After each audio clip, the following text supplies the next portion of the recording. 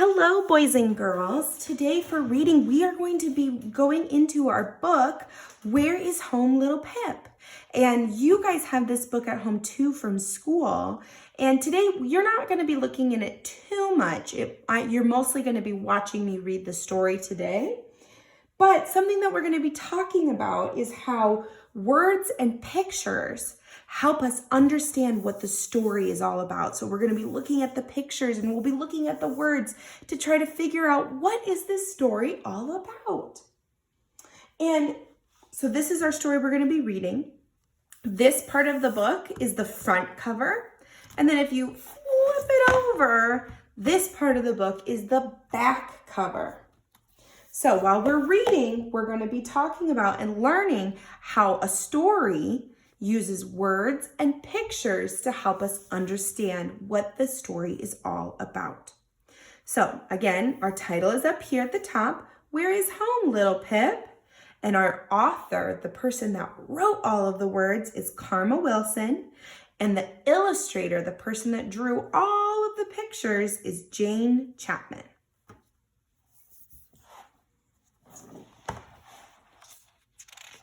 All right, here's our end page. It's a beautiful scene of, looks like a snowy mountain. Here's our title page. Our title page has our title again, the author and illustrator, and then another picture of the penguins.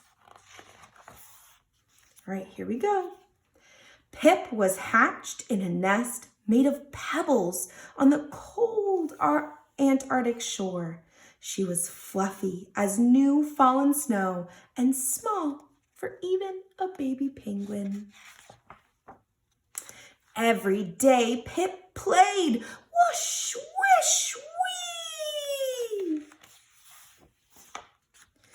Mama and Papa always said, "Don't wander far, little Pip," and she didn't. Every night Pip's parents sang, "Our home is where the land is free from hill or mountain, twig or tree, in our pebbly nest by the stormy sea, where Mama and Papa and Pip makes three." Pip grew. She needed more and more food. Mama and Papa constantly fished to keep up with Pip's belly. They never left her for long and always warned her, "Don't wander far, little Pip." And she didn't. Until, That means something's gonna happen. What do you think will happen? Think in your brain, what is something that might happen? Maybe tell a grown-up or tell it to yourself. What do you think will happen?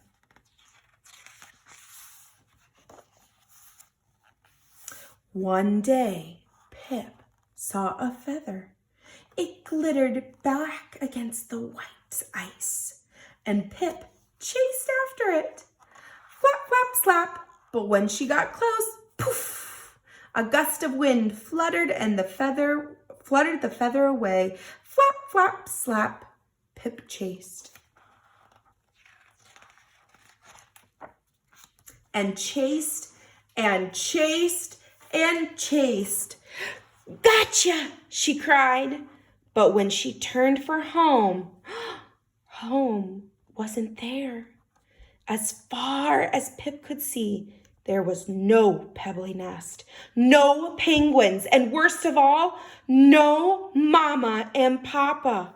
"Oh, where is home?" Pip cried. Nobody answered, so Pip set off to look. Soon she heard swish, swish. There was a huge plume in the sea. A mighty blue whale poked her gigantic head from the water.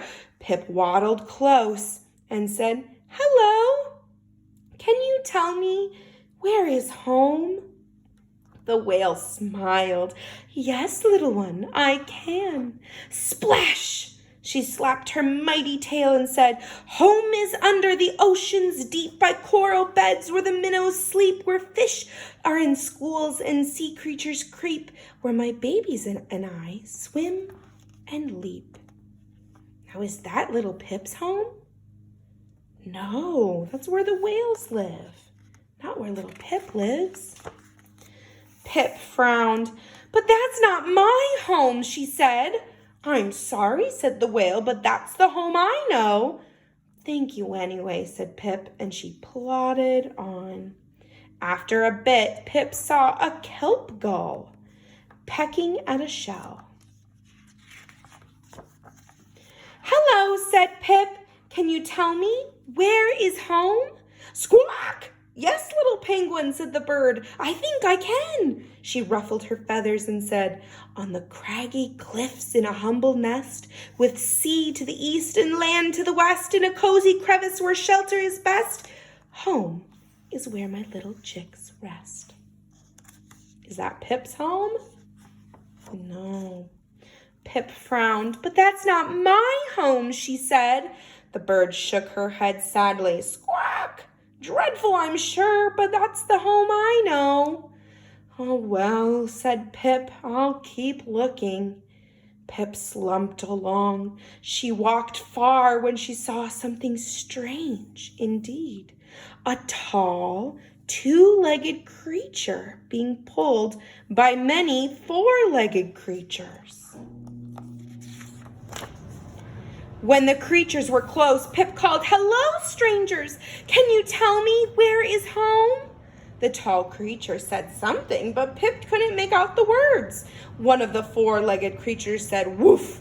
Don't mind him, I can answer that, little bird. She wagged her tail and said, Across the ocean far away, after sailing a ship for many a day, on the sandy shore there's a house weathered gray. Home is where my puppies play. But is that Pip's home? No. Pip frowned. But that's not my home, she said. Woof, said the creature. What a shame. That's the home I know. Nice meeting you, said Pip. I must keep searching. And she did. But the more Pip looked, the more she became lost. Finally, Pip stopped. Tears dripped down her cheek and froze solid. Her legs were sore. Her beak was cold. Her eyes were sleepy. I want Mama and Papa, she wailed. I want home. Pip couldn't think of anything else to do, so she thought of Mama and Papa and started to sing. Our home is where the land is free from hill or mountain, twig or tree, in a pebbly nest by the stormy sea, where Mama and Papa and Pip makes three. Suddenly, she heard something. What do you think she heard? Tell yourself or tell a grown-up. What do you think she heard? Pip! Little Pip! Is that you?